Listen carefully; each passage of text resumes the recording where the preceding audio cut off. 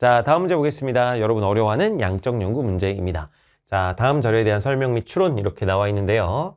자, 연구자 갑은 청소년들의 소비 지향 태도하고 과시 소비 행동에 대중매체와 또래 집단이 미치는 영향에 대한 연구를 진행하였다. 그러면 소비 지향 태도와 과시 소비 행동이 이게 이제 종속 변수가 되겠죠. 종속 변수.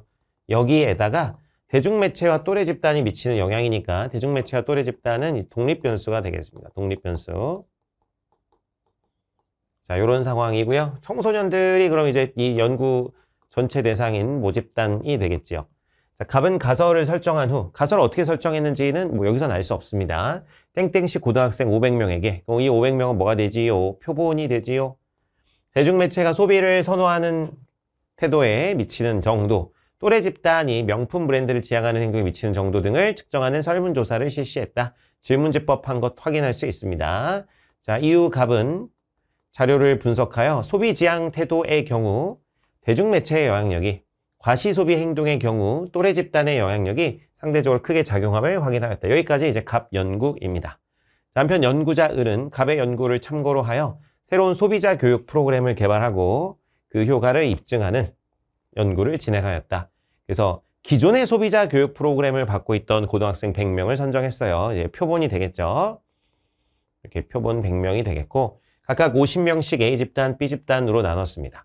그래서 A집단에게는 이전과 달리 자신이 개발한 소비자 교육 프로그램을 실시했다. 그래서 이 새로운 변수를 가해줬죠. A집단에게는 인위적인 변수를 가해줬기 때문에 A집단은 뭐가 됩니까? 실험집단이 됩니다.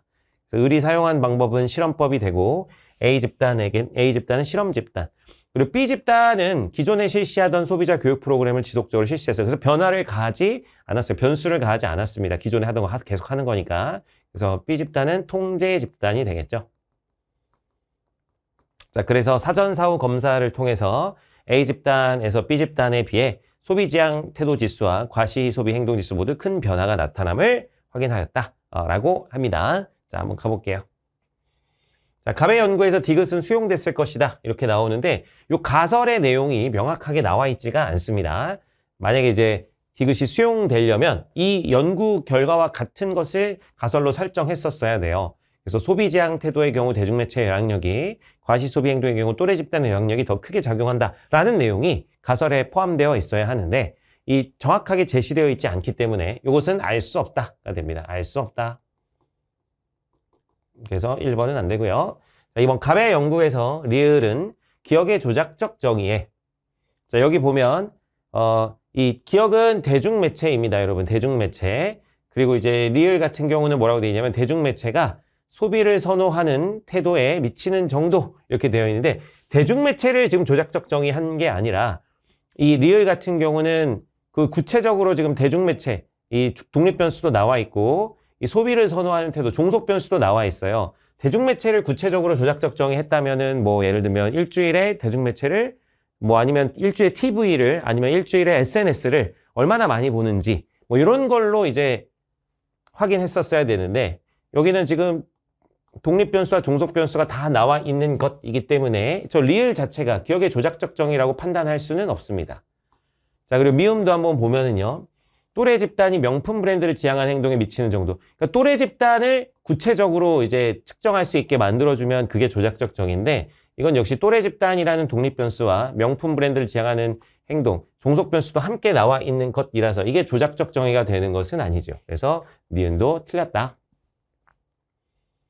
자, 3번 을의 연구에서 비읍은 자신이 개발한 소비자 교육 프로그램인데요. 시옷과 달리 기존에 실시하던 소비자 교육 프로그램과 달리 소비 지향 태도와 과시 소비 행동에 영향을 주었다라고 나와 있는데 B집단에 비해서 A집단이 더 큰 변화가 나타났다라는 것이니까 B집단에서도 변화가 나타났을 수 있습니다. 그래서 이 시옷이 영향을 아예 주지 않았다. 기존에 하던 소비자 교육 프로그램이 영향을 아예 주지 않았다. 이렇게 판단할 수는 없기 때문에 달리라고 얘기할 수 없다라는 그런 얘기예요. 그래서 이것도 틀렸다. 자, 4번 보면 을 연구에서 A집단은 B집단과 달리 실험집단에 해당한다. 이건 아까 다 봤었죠. 그래서 A집단은 새로운 변수를 가한 실험집단, B 집단은 기존에 하던 것을 해서 변수를 새롭게 가하자는 통제 집단이기 때문에 A 집단은 B 집단과 달리 실험 집단에 해당하고요.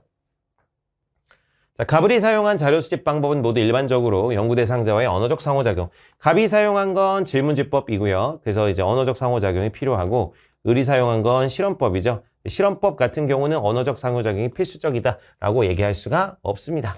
자, 그래서 갑은 맞지만 을은 해당하지 않다. 자, 그래서 정답을 골라주시면 정답은 4번 되겠습니다.